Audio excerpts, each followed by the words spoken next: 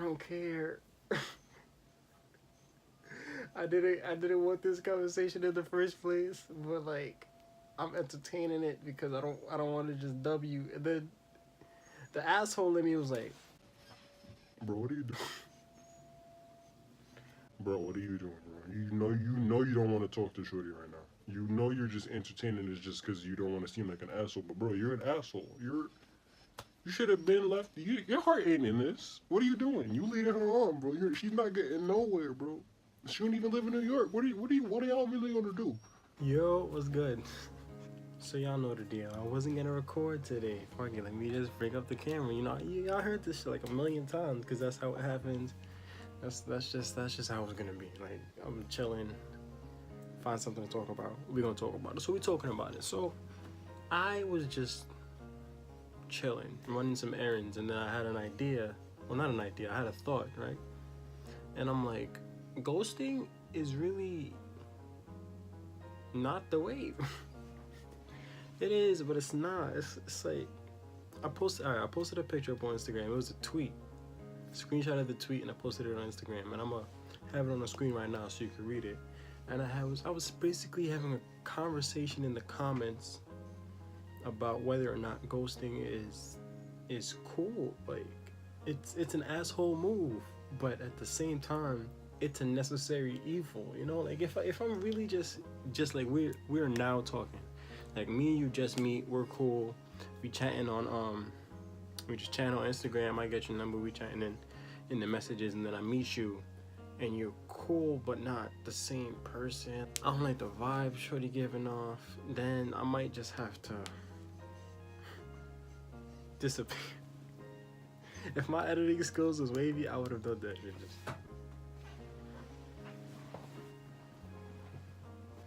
But alas, my editing skills are not up to that level yet. So.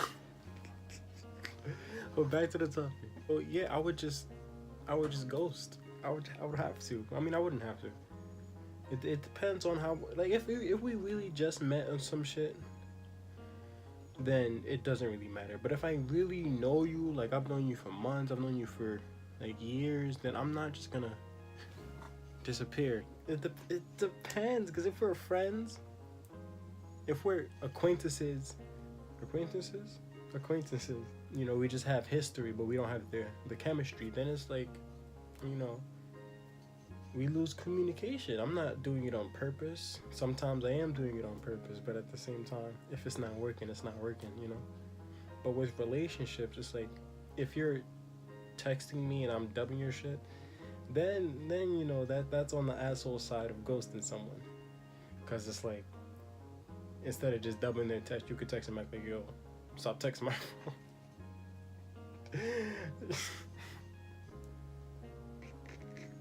No matter what, if you take that kind of energy into ending anything, you're gonna come off like an asshole to the other person.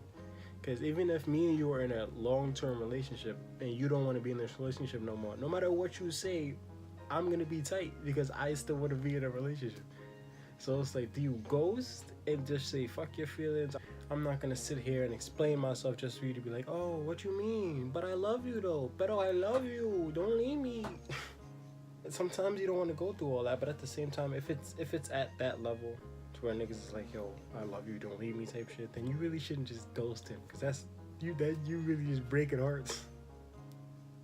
That's fucked up. And I'm laughing, but it's fucked up. I be laughing at fucked up shit. Like if it's at that level, then you should really talk it out and let him down. Let him down easy. Don't just drop the nigga off.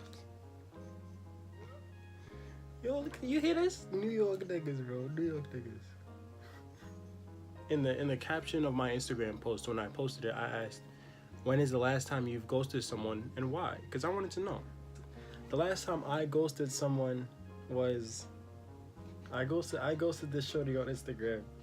And I felt bad for it because she didn't really take it too well. So here's the whole story. Basically, I was watching her Instagram story, and she had this poll, and it was like, do you want me, yes or no type shit. So I'm thinking like, oh, she's probably just like asking people, do you think she looks good type shit. And I was like, whatever.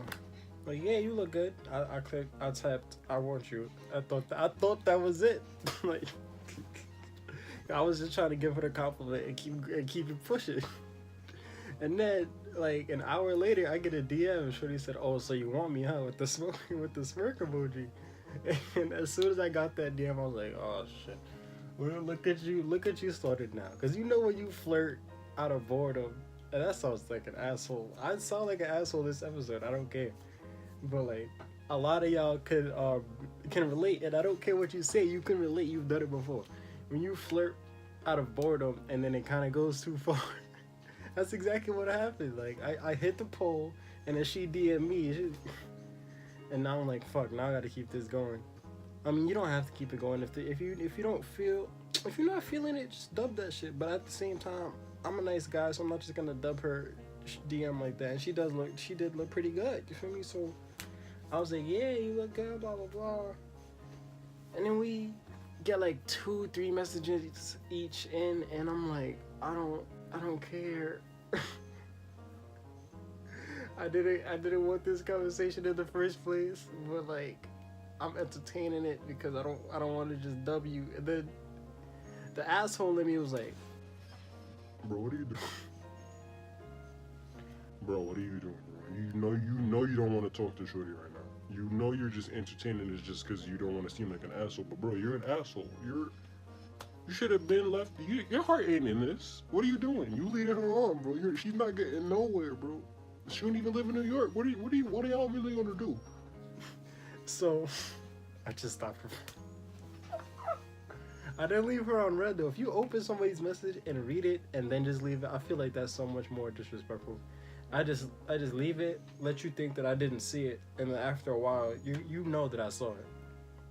So it's like, yeah, it's like a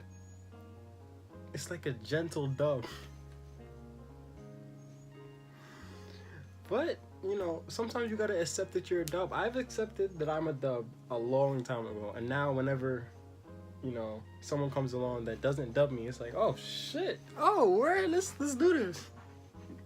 But you gotta accept it from jump. You're a dub. To somebody, you're a dub. Even if you're in a relationship right now, to mad people, you're a dub. So basically, I stopped replying to her, and then days go by, and she posts something on the gram, and I'm not a hater. If I don't like you, I mean, I don't hold grudges. I don't hold no hate in my heart. So like, I don't have a problem with people. It's just like I feel a certain way about the way you did me, but we still cool. You know, I may not trust you to do shit for me, but like if I see you on the street, I'm not gonna be like spit on your J's and nothing like that. I'm gonna be like type shit. It's like it's whatever. So if I see your photo come down on the gram, I'm gonna like it if it's a good photo. I don't care. It's a good photo. Double tap. Next. So I saw her. She looked good. All right, double tap. Next, the fuck. And then she DM me again. Said, "Oh, so you're not gonna open mine?" And I'm like, "Fuck." So I like just take the dub in stride. If like every time I slide into women's DMs, which actually that's a perfect segue to the next time she hit me up, because of course I dubbed that message true. I had to fully commit to the ghost. I didn't want to, because if you halfway ghost somebody, then that's just even worse, because now it's just super awkward. So I committed to the ghost. I dubbed that message too. And then I posted this video that I'm going to put up on the screen as well. So it's like, she saw that and was like, oh, how dare you post this knowing you had me on red or some shit like that. Or like, you dubbed me type shit. And I'm like, you literally just admitted that I dubbed you. Why are you still going? Because now at the point, now you're harassing me. Now I gotta block you. Now my block list is mad short. Like, the only people I have ever blocked in my life was her and 2 other gay guys that I just blocked last month because they were saying some wild shit. Like, I have no problem with gay men. I fucks with y'all. I have a couple gay friends that I haven't seen in mad long, but I'm still clowning y'all. And like, if you DM me or some shit, I'm gonna take the compliment and I'm gonna keep going. But at the same time, some of y'all niggas be wildin'. Like, y'all niggas is really wildin'. Like, I posted some photo of, like, you know, Caillou is a picture of Caillou in the pool. He had his face down in the pool, and I was like, I was Caillou, and the pool was your ass. That's what it was. That's what it. And I put it up on my story, and then some nigga gonna DM me talking about, "Oh, you eat ass," and I'm like, blocked? What? Because that wasn't the first time he said some wild shit to me. It was like, it was just this whole thing, bro. But from what I was saying about the video that I posted, I get dubbed all the time. I don't slide into DMs too often because it's like I slide. Nothing else. I shoot my shot, right? So it's like, fuck it. You know, in basketball, you tell shooters to never stop shooting, even if they're cold type shit. But you know, sometimes after you miss the shot, you gotta, you know, just do some layups, do some layups the rest of the game. Don't shoot those. So that's what I do. I only lay the ball up when I know it's gonna go in. Because I know that I'm a dub. I know that if I slide in your DMs and you don't reply to me, I'm a dub. I'm gonna still like your pictures. I'm not gonna feel no way. I'm gonna be tight. I'm gonna be like, damn. I thought I had a wavy. She didn't even open the fucking message. but like, we still gonna be cool because you're not entitled, or I'm not entitled to your response. You feel me? So I'm gonna take my gangster tears and I'm gonna keep it pushing. But not everybody does that. Not everybody can take the fact that they're a dub. I'm gonna just leave y'all with this. Sometimes holding on hurts more than letting go. And that's a very known thing. It's not like I just pulled that out of my ass type shit. Like, you've heard it before. It's true. Sometimes holding on really does hurt more than letting go. Like, the whole thing that sparked this conversation was because I was thinking about the way I quit my job. I just left. Like, I didn't tell nobody, yo, I'm not coming in this day. I told one of my managers that after that Saturday I wasn't gonna come in, but she probably thought I was joking because of the way I said it and because I'm a very joking person. But it's like, I didn't tell no one. I told a couple people. I told two of my coworkers that I was thinking about quitting, and they're the reason why I even came in on my last day of work. The day that I saw them was gonna be my last day, but then they convinced me to kind of stay more because I knew I was gonna miss them. So I stayed. That was that Thursday. I was off the Friday. I came back on Saturday, and then that Saturday was my worst day on the job. So I had to hit him with the deuces. So I literally just left, and you know, Monday came because I was off that Sunday. Monday came, and they were hitting me up like, "Yo, are you coming into work?" And I just, nope, I'm not coming in. I quit.